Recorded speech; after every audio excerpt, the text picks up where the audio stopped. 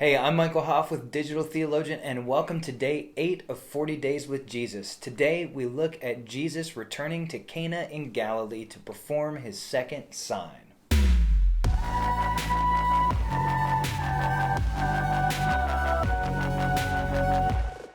So Jesus is fresh off of a successful ministry trip through Samaria where he met the woman at the well and ultimately led her entire town back to him, where she found out that he is the one who is calling people to worship God in spirit and truth, that calls them to a higher standard than worshiping at a place like a well. Now we see Jesus going into the Galilee to his home region, where we're told that he is without honor, yet in the midst of this, we find that the people are believing on him, but for the wrong reasons. It's almost like they're missing the point again, that as Jesus is performing signs, they believe in the signs, they believe because of the signs, but they're not getting that deeper understanding of what Jesus is doing and who he really is. Verse 47 says that when the royal official heard that Jesus was in Galilee, he left Capernaum and he came to where Jesus was and begged him to heal his son.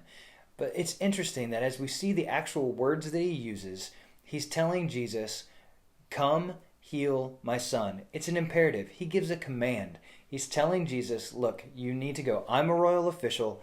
Come to my house, heal my son. And Jesus responds not with oh, your son's sick. His heart doesn't break with compassion. He's often moved with compassion in the Gospels. He's not moved with compassion here.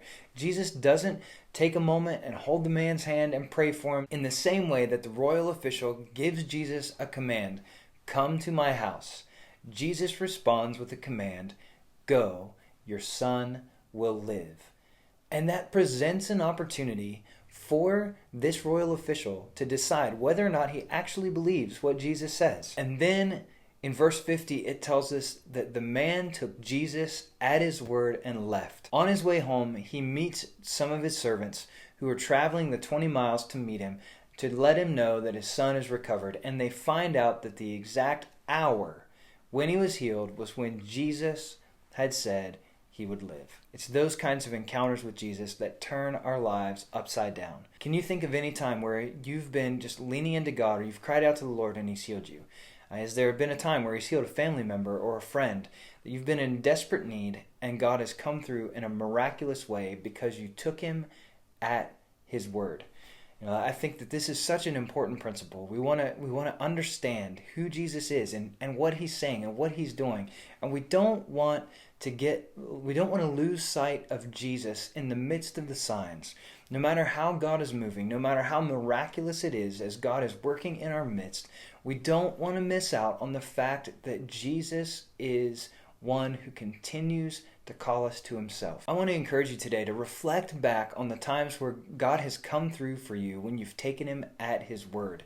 Has there been a time where he's come through for you physically with healing for yourself or a family member? Or a time where you've been in desperate financial need and the Lord has come through at the last minute? What are those moments where you look and you've seen God be faithful to his word? When you know there's been something that's been promised and that thing, you take Jesus at his word and you've seen it come to pass. Let me know in the comments. I'd love to hear some of your stories about how God has met you individually. Now, as we look at this entire narrative here at the end of John chapter 4, what we don't want to do is miss out on the fact that people see the amazing things that Jesus does and then miss him, right? There is no sense that these people in Galilee have the same kind of encounter that the people in Samaria did, where Jesus hangs out for extra time because they're seeking him. They want him to stay. This is a great opportunity for us in our own lives and in our own religious communities to mimic the Samaritans rather than the Galileans. Right? The Galileans recognize the signs of Jesus. They see what he's done. They see what he's been doing in Jerusalem, and they're excited that he's there. Royal officials take notice. But the Samaritans have a deeper encounter where they invite Jesus to stay for a couple extra days, and he responds. So in the midst of signs and wonders, I want to encourage you to focus on the presence of God with you and invite God to stay. Because when you have the giver, you get the gifts.